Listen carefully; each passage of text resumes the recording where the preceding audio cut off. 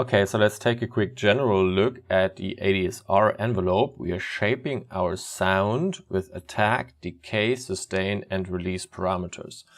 And our sound is measured in amplitude of a certain signal over time. So duration of a song, or just a couple of seconds, or even milliseconds.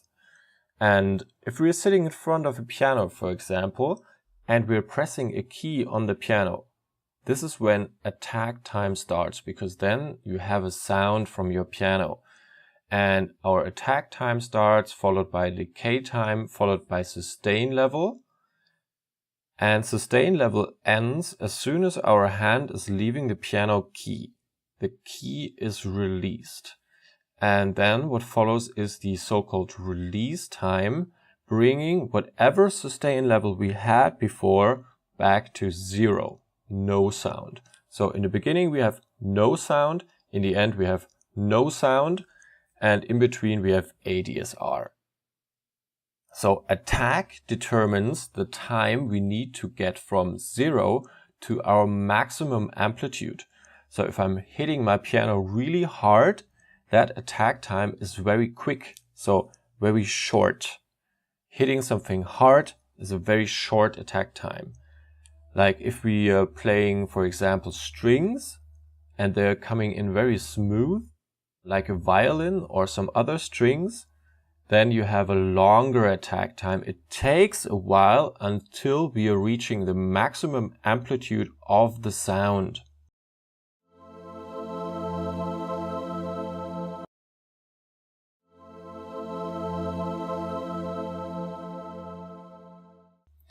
Once the maximum amplitude is reached, what follows is the decay time, and the decay time is another parameter in mostly milliseconds, could be seconds as well, that takes our signal level down from maximum amplitude to the sustain level, the level we are keeping as long as we are keeping on holding the note or pressing the key.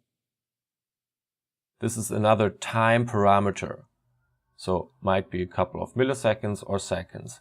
And then we enter sustain, and sustain is very different from those three parameters here because it's not a time parameter, it's a level. It doesn't have to do anything with this time here. It could be taking for hours, or sustain in the end is decibels. We are holding the signal on while we are still pressing the key. Once we're releasing the key, what follows is the release time, taking this back from whatever level we were playing back to 0. And sometimes you want to do that very short. Sometimes you want it longer to just, fade out your sound smoothly. So if you want smooth sounds, in the beginning you have a longer attack time, and smooth sounds in the end you have a longer release time. If you want short and plucky sounds, what you do is take attack time to 0, so you start right away with your maximum amplitude, for example like a kick sound or something, maximum amplitude right at the start, and then short decay time, meaning you just go tuk, tuk, and then the sound stops.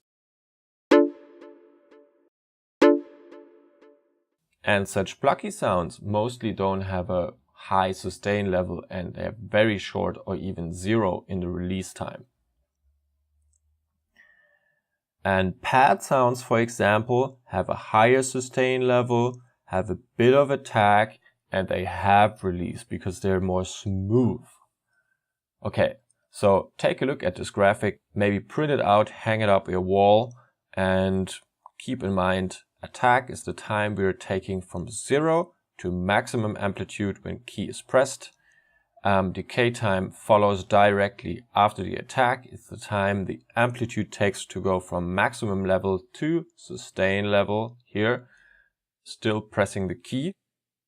And then we have our sustain level of amplitude we are keeping as long as the key is pressed.